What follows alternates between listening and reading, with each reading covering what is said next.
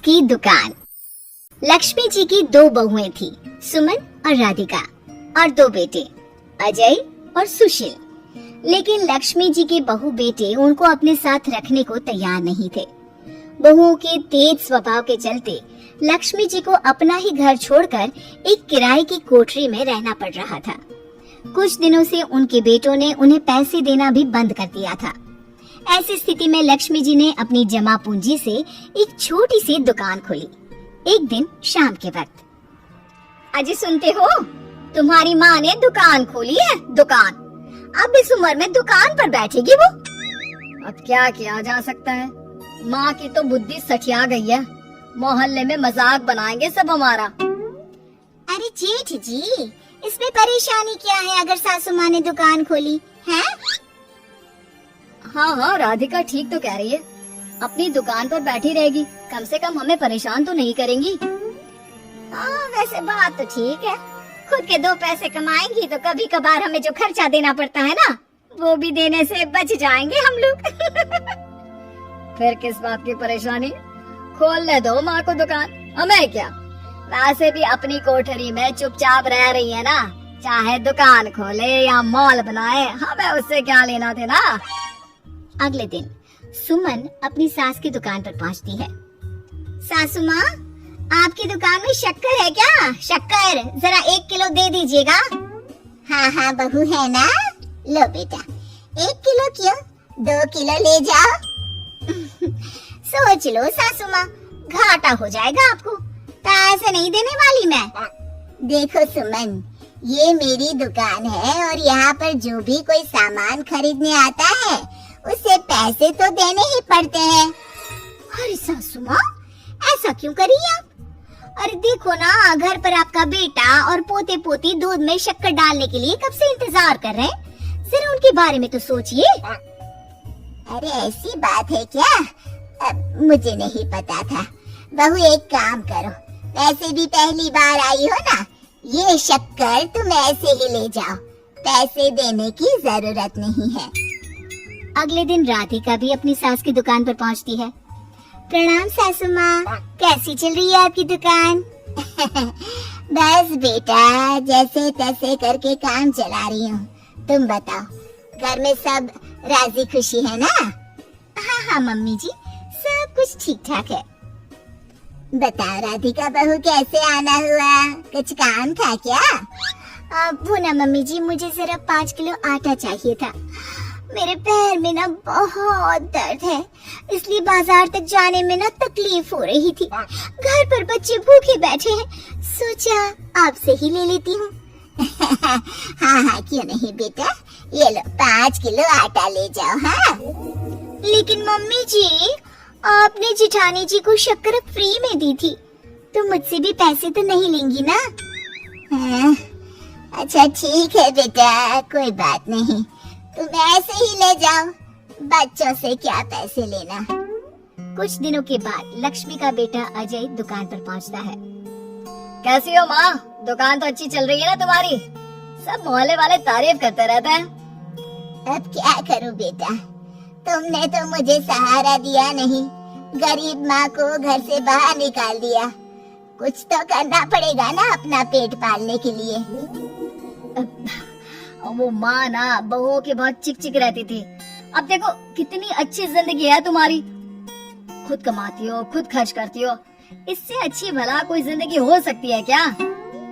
हाँ बेटा, दिल को बहलाने के लिए तुम्हारी ये बात भी सही है, लेकिन कोई बात नहीं बेटा, मैं खुश हूँ।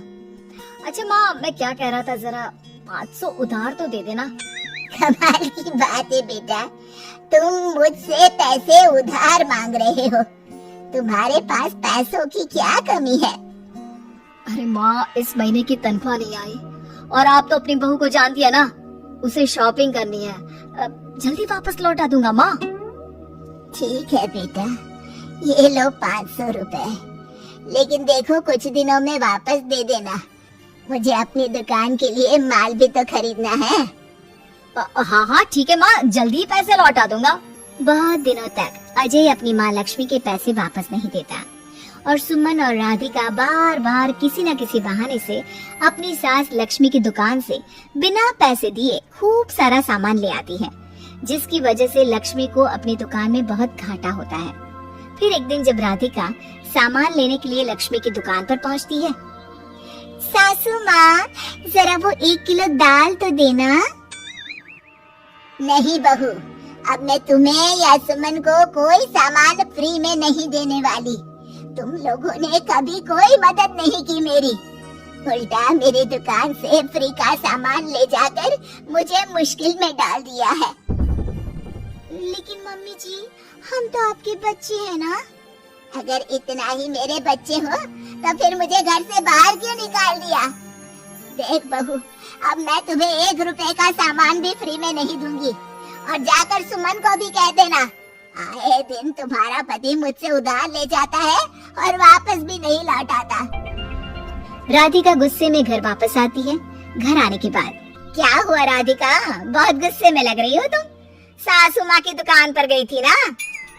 सासू माँ का तो कुछ करना पड़ेगा, जब से ये दुकान खोलकर बैठी है, अक्कड़ तो देखो उनकी। अरे लेकिन हुआ क्या है? होना क्या है, दाल लेने गई थी, मुझे 4 बातें सुनाकर उल्टा भेज दिया, कुछ दिया भी नहीं। ये तो सासू माँ ने ठीक नहीं किया। देखो मेरे पास ना एक बहुत अच्छा प्लान है। कैसा प्लान भाभी? हम अपनी सासू माँ की दुकान में किसी चोर से कहकर चोरी करवा देते हैं और सारा सामान अपने घर मंगवा लेंगे। उसके बाद हमारे पास फ्री में सामान भी आ जाएगा और सासू माँ की अकल भी ठिकाने आ जाएगी। ठीक है भाभी, मैं आपका पूरा साथ दूंगी। अब जल्दी से ये काम करवा दीजिए।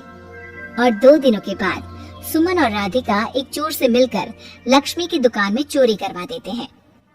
हे भगवान, ये क्या हो गया? इस उम्र में जैसे तैसे अपना गुजारा कर रही थी, लेकिन चोर मेरा सारा सामान लेकर चले गए। अबे क्या होगा? तभी वहाँ पर राधिका और सुमन पहुँच जाती है। क्या हुआ सासू माँ, बहुत दुखी लग रही हैं आप। अरे क्या बताऊं, मेरी दुकान का सारा माल चोरी हो गया। अब अगर आप अपने ही बहू बेटे को सामान नहीं देंगी तो ऐसा तो होगा ना सासू माँ। अब राधिका की बात सुनकर लक्ष्मी को यकीन हो जाता है कि इस चोरी के पीछे कहीं न कहीं उसकी दोनों बहुओं का ही हाथ है। लक्ष्मी एक प्लान बनाती है, पैसे उधार लेकर अपनी दुकान में फिर से खूब सारा सामान ले आती है। अरे भाभी, देखा आपने, सासू माँ की दुकान तो फिर से सामान से भर गई है। हाँ वही तो, मैं तो सोच रही थी कि एक बार में उनकी अकल ठिकाने आ जाएगी, पर लगता है फिर से कुछ करना पड़ेगा। लेकिन अब हम क्या कर सकते हैं? अरे वही जो हमने पहले किया था। इसका मतलब फिर से चोरी करवाएंगे? हाँ, उसके बिना हमारा काम कैसे चलेगा? और इस बार चोरी करने हम दोनों चलेंगे, कुछ नहीं छोड़ेंगे उनकी दुकान में। सुमन और राधिका दोनों मिलकर लक्ष्मी की दुकान में चोरी कर लेती हैं और सारा सामान चुपचाप अपने घर के स्टोर में लाकर रख देते हैं। लेकिन सुबह होते ही लक्ष्मी पुलिस लेकर सुमन और राधिका के घर पहुंच जाती है। इंस्पेक्टर साहब, मेरी इन दोनों बहुओं ने ही घर में चोरी की है। अरे ना ना इंस्पेक्टर साहब, ये हम पर झूठा इल्जाम लगा रही हैं। अरे हम क्यों इनकी दुकान में चोरी करने लगे? माँ, आपको शर्म नहीं आती अपनी बहू पर झूठा इल्जाम लगाते हुए? हाँ माँ, हम आपके बेटे हैं और ये आपके बहुएं हैं, आप ऐसा कैसे कर सकती हैं? लक्ष्मी जी, क्या आपके पास कोई सबूत है? अरे इंस्पेक्टर साहब, आप इनकी बातों में मत आइए। ये हमारी माँ है और इनकी दिमागी हालत ठीक नहीं है, इसीलिए तो हमसे अलग रहती हैं। इंस्पेक्टर साहब, मेरी दिमागी हालत बिल्कुल ठीक है और मेरे पास इन दोनों के खिलाफ बहुत बड़ा सबूत है। बताइए क्या सबूत है आपके पास? आप जरा मेरी दोनों बहुओं के हाथ पानी से धुलवा दो, फिर सब कुछ साफ साफ पता चल जाएगा। अरे हाथ पानी से धोने से क्या होगा माँ? आप दोनों मेरे सामने अपने हाथों पर पानी डालिए। जैसे ही राधिका और सुमन अपने हाथ पानी में डालती है, उनके हाथों का रंग लाल हो जाता है और ये देखकर सब लोग हैरान रह जाते हैं। अरे ये क्या, तुम्हारे हाथों का रंग अचानक से लाल कैसे हो गया? क्योंकि मैंने अपनी दुकान के सारे सामान पर एक तरह का केमिकल लगा कर रखा था। मुझे पता था जो भी चोरी करने आएगा वो सामान को अपने हाथों से उठाएगा और उसके हाथों पर रंग लग जाएगा। अरे माँ, आप तो बहुत चालाक निकली। इसे चालाक नहीं बेटा, बुद्धिमान कहते हैं। और जिसके तुम्हारे जैसे बहू बेटे हो उसे थोड़ा बहुत तो अपनी अकल से काम लेना ही पड़ता है ना। शर्म नहीं आती आप लोगों को अपनी ही माँ को परेशान करते हुए? हमें माफ कर दीजिए सासू माँ, हम आइंदा ऐसी गलती कभी नहीं करेंगे। और हाँ, आपको अपने साथ रखेंगे, आपकी सेवा करेंगे और पूरी इज्जत भी देंगे। हमें माफ कर दीजिए।